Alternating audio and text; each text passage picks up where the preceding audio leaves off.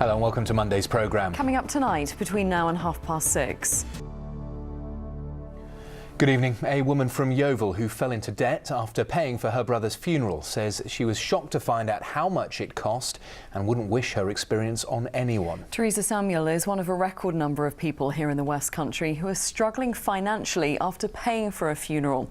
The average cost has now risen to nearly £4,000. Simi Jola Osho reports. That was Teresa Samuel from Yeovil ending that report there. Next on this evening's programme, a 4x4 driver has been prosecuted for driving his vehicle on Dartmoor and causing widespread damage. Maverick Smith pleaded guilty to the offence and was fined. Park Rangers are hoping today's court case will deter others. Bob Cruz is outside Newton Abbot Magistrates Court for us. So, Bob, this is a rare prosecution. A man has died in a multi-vehicle crash in North Devon, the A361.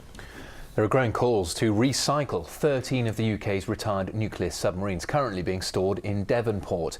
Major upgrades on one of the main routes into Taunton started today. Cornwall-based Shelterbox is in talks with the Guatemalan government about the best...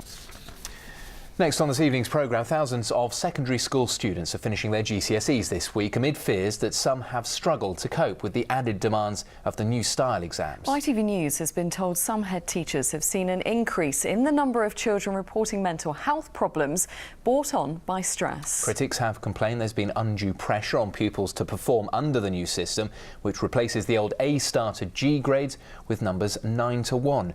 Here's Richard Payne.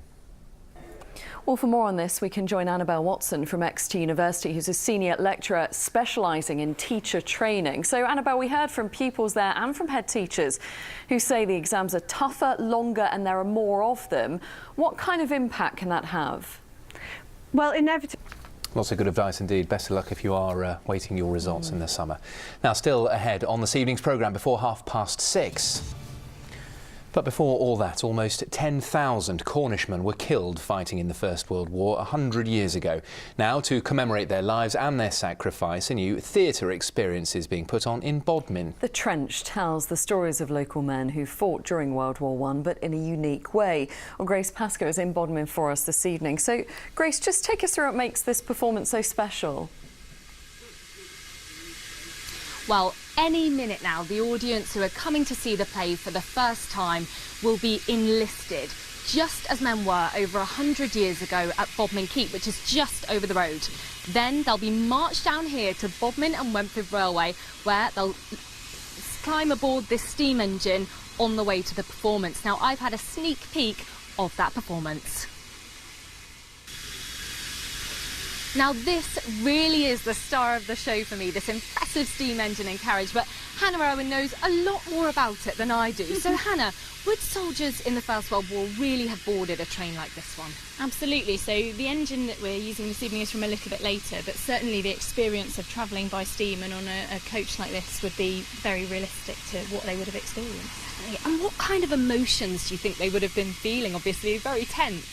We've had the first two of our previews, although we open to audiences officially tonight, and the reaction has been really interesting, and actually the audiences have said that their kind of excitement and sense of the unknown and kind of uncertainty about what's going to happen next has given them just a little taste of what it really might have been like for those soldiers going off in the First World War.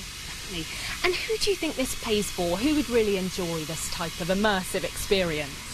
Again, I think it's been a real mixture of people. So although we say it's not for the faint of heart, and we've got an age limit that's suggested of 12 because of the content and also the experience of the show, and also because that was the youngest age of a soldier going off to fight in the First World War.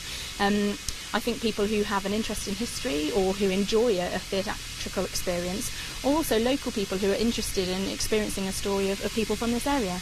Brilliant. I wonder whether we can hear the steam engine, if that's okay. Lovely. And lastly, who can get tickets and where? Have a look on the website, www.thetrenchbodmin.co.uk, and I would encourage people to book quickly because tickets are already selling incredibly well. That's brilliant. And the performance is on until the 15th of July, where you can catch the steam engine if you get down to Bodmin quickly. Oh, it looks fantastic, Grace. Thanks very much.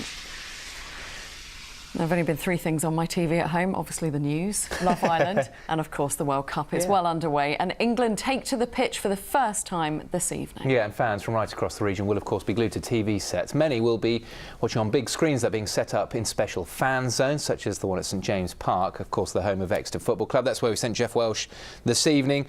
Jeff, everyone there I suppose will be hoping and expecting to a certain extent an England win tonight. Now it's weather time. Let's hope it will be a fine night for all those fans watching the game outside. It was a rather cloudy. Bob, thank you very much indeed. Now, just before we go, here's a reminder of the main headlines here in the West Country this evening.